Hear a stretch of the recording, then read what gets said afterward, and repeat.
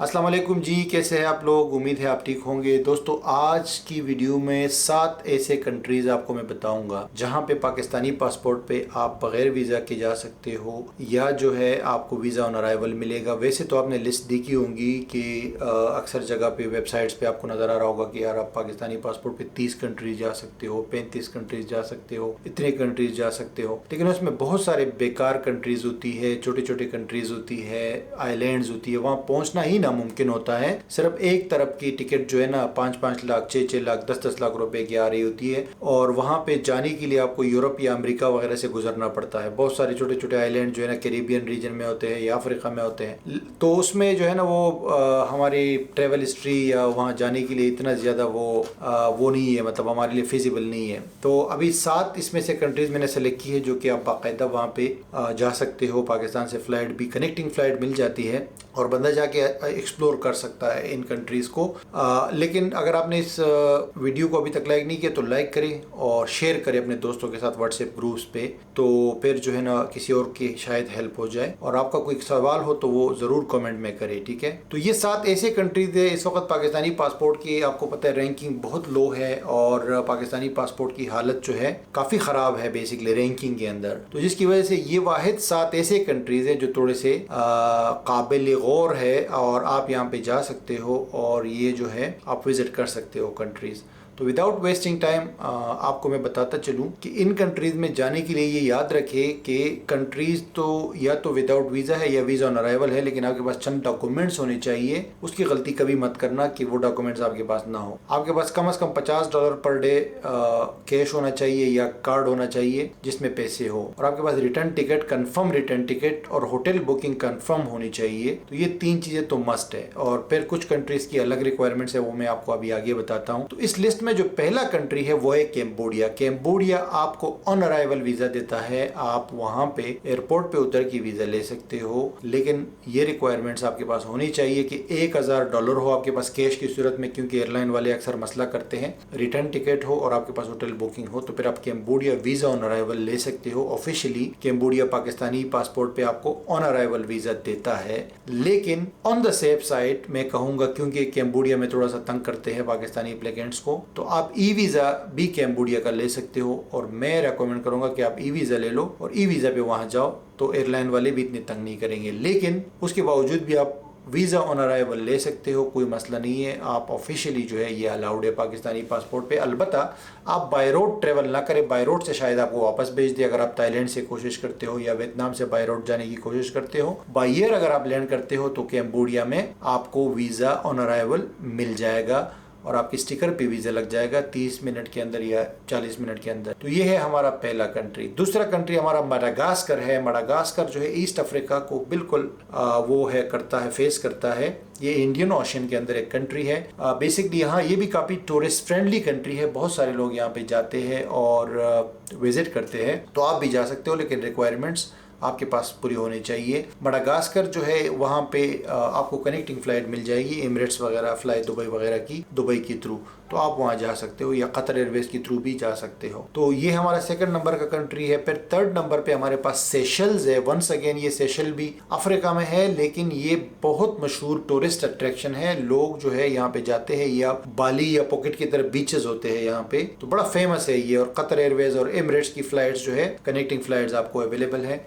Seychelles का visa आपको नहीं चाहिए। 3 महीने की एंट्री मिलती है पाकिस्तानी पासपोर्ट पे और आप वहाँ विदाउट वीज़ा जा सकते हो, लेकिन अगेन आपके पास रिटर्न टिकट और कंफर्म बुकिंग होटल की और पैसे होने चाहिए, वरना वहाँ तो छोड़े पाकिस्तानी एयरपोर्ट पे आपको तंग करेंगे FIA वाले। फिर फोर्थ नंबर पे जी हमारे पास कतर है। कतर आपको पता है कि ये कंट्री है मिडिल ईस्ट के अंदर, और कतर का भी वीज़ा ऑन अराइवल है, लेकिन इसके लिए 2 बहुत इंपॉर्टेंट शराइत है। एक तो आपने होटल बुकिंग करनी है। डिस्कवर कतर एक वेबसाइट है, वहाँ पे आपने कम से कम 2 या 3 दिन की बुकिंग करनी है, तो वहां से आप करोगे फिर आप एलिजिबल हो। दूसरा, आपने इंश्योरेंस लेनी है, उसकी भी वेबसाइट जो है आपको मिल जाएगी इंटरनेट पे। कतर की वेबसाइट है, उस वेबसाइट से आपने मेडिकल इंश्योरेंस लेनी या ट्रेवल इंश्योरेंस कह लो, और फिर जो है ना आपके पास क्रेडिट कार्ड या डेबिट कार्ड होना चाहिए। ये सारी चीज़ें आपसे लाजमी पूछते हैं कतर पे।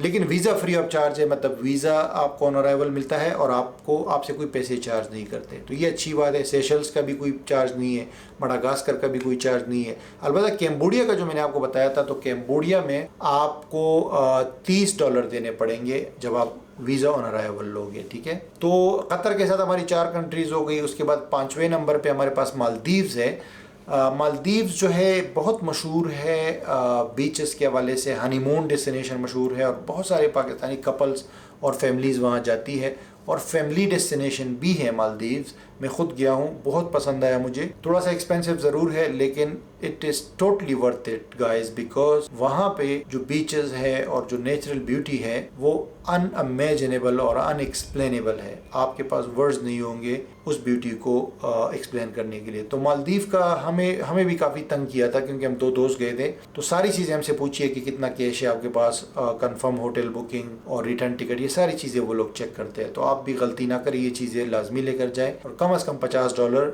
या $100 भी हो पर डे तो ज़्यादा बेहतर है। तो मालदीव्स का भी आपको वीज़ा ऑन अराइवल मिल जाएगा, या वीज़ा नहीं चाहिए आपको। फिर हमारे पास 6 नंबर पे जी नेपाल है। नेपाल वैसे बहुत अच्छा कंट्री है, बिल्कुल दूसरा इंडिया या दूसरा पाकिस्तान उसको कह लो, लेकिन काफ़ी साफ़ सुथरा कंट्री है, काफ़ी अट्रैक्शन है टूरिस्ट। और नेपाल में जा चुका हूँ, काठमांडू उसका कैपिटल का नाम है। वहाँ भी रुपया चलता है, $1 के 130 रुपया बनते हैं, और बहुत चीप कंट्री भी है, ये भी मैं आपको बताता चलूँ। आप कम से कम पाकिस्तानी 2000-3000 में आराम से वहाँ पे रह सकते हो, खाना पीना सब कुछ मिला के, क्योंकि बिल्कुल पाकिस्तान की तरह ही वहाँ पे खर्चे हैं। तो नेपाल का वीज़ा आपको ऑन अराइवल मिलता है, जैसे आप एयरपोर्ट पे उतरते हो आपको स्टिकर लग जाता है, और without any cost, free of cost, क्योंकि सार्क का मेंबर है नेपाल और पाकिस्तान भी सार्क का मेंबर है, तो आपके लिए अलग लाइन होती है, वहाँ पे अच्छा खासा प्रोटोकॉल मिल जाता है आपको। और ये चंद एक कंट्रीज में शामिल है नेपाल, जहाँ पे पाकिस्तानी पासपोर्ट पे आपको अच्छी खासी इज्जत मिल जाती है। नेपाल के बाद गाइज हमारे पास 7वें नंबर पे रवांडा है। रवांडा एक बहुत खूबसूरत कंट्री है, वहां भी मैं जा चुका हूँ। कंट्री तो ये ईस्ट अफ्रीका में है, युगांडा को बॉर्डर करता है।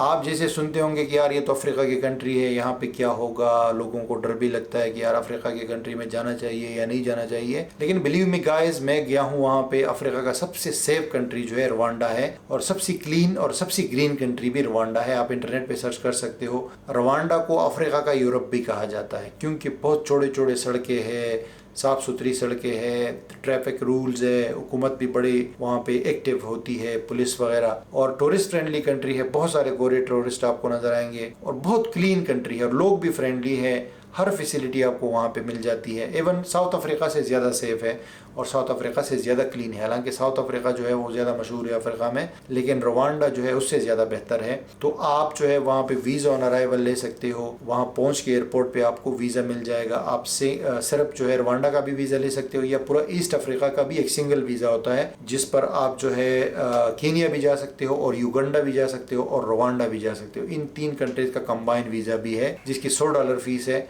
उसको ईस्ट अफ्रीका वीज़ा कहा जाता है। मैंने वही लिया था, तो हमने 3 कंट्रीज़ को उस पर विजिट किया था। वैसे अगर सिर्फ रवांडा का वीज़ा लेना है ऑन अराइवल तो उसकी $50 फीस है, तो आप ये ले सकते हो और रवांडा को एक्सप्लोर कर सकते हो। तो गाइज ये 7 वो कंट्रीज़ हैं जो पाकिस्तानी पासपोर्ट पे वाकई इसका वीज़ा नहीं चाहिए और वाकई आप जा सकते हो। बाकी जो कंट्रीज़ हैं उसमें फिर मसले मसाइल होंगे आपको, और कुछ कंट्रीज़ तो बहुत दूर है, तो उनको विजिट करना तो पॉसिबल वैसे भी नहीं है। तो आपका कोई क्वेश्चन है तो आप कमेंट में करें, और वीडियो को शेयर करें और लाइक करें, ताकि दूसरे लोगों की भी हेल्प हो। Thank you guys for watching. मिलता हूँ आपसे अगली वीडियो में।